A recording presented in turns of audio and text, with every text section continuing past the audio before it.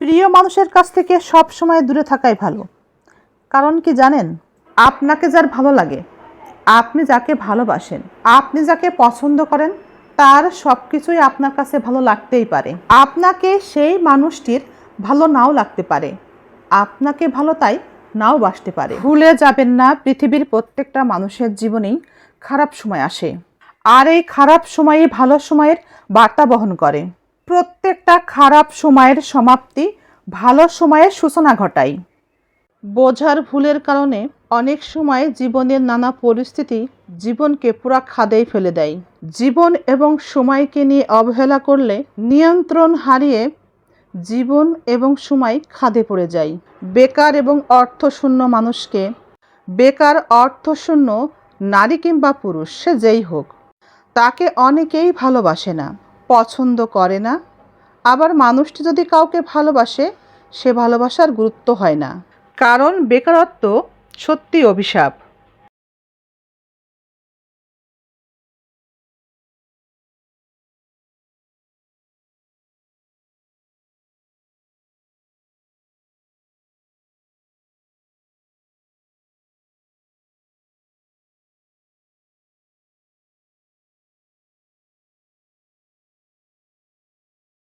আজকাল স্বামী স্ত্রীর সম্পর্ক ভালো থাকে না, ডিভোর্স পর্যন্ত হয়ে যায় শুধু একটা কারণে।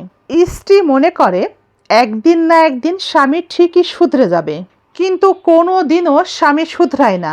আর স্বামী মনে করে তার স্ত্রী কখনোই তাকে ছেড়ে যাবে না, তাই তার বদ অভ্যাসগুলো কখনোই আর বদলায় না। বদ নজরে সংসার অনেক সময় ভেঙে যায়। অনেক সুখে আছেন, সেটা কারো দেখানোর দরকার নেই, বোঝানোর দরকার নেই।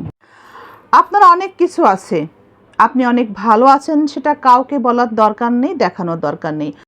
আপনি অনেক ভালো আছেন, আপনার স্বামী আপনাকে অনেক বেশি ভালোবাসে, সেটা কাউকে বুঝতে দিতে নেই, কাউকে জানাতে নেই, কাউকে দেখাতে নেই।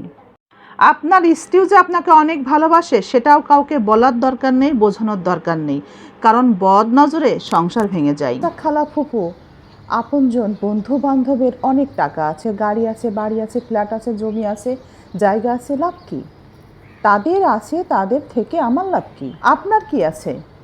আদেও আপনার কি আছে? ভাই বোন আত্মীয় স্বজনের কি আছে কি নাই সেটা দিয়ে অহংকার করে আপনার কি লাভ? টাকা পয়সা থাকা আত্মীয়, বড় কোনো চাকরি থাকা আত্মীয়কে কারো কাছে আত্মীয় হিসেবে পরিচয় দেওয়ার আগে একটু ভালোভাবেই জেনে নিন, তারা আবার আপনাকে আত্মীয় মনে করে তো। সৎ থেকেও দেখলাম, ভদ্র থেকেও দেখলাম, কিন্তু জীবন থেকে যেটা শিখলাম, সৎ মানুষই সব থেকে বেশি ধোঁকাবাজের শিকার হয়। আসলে আপনার ভদ্রতাকে মানুষ দুর্বলতা হিসাবেই দেখে।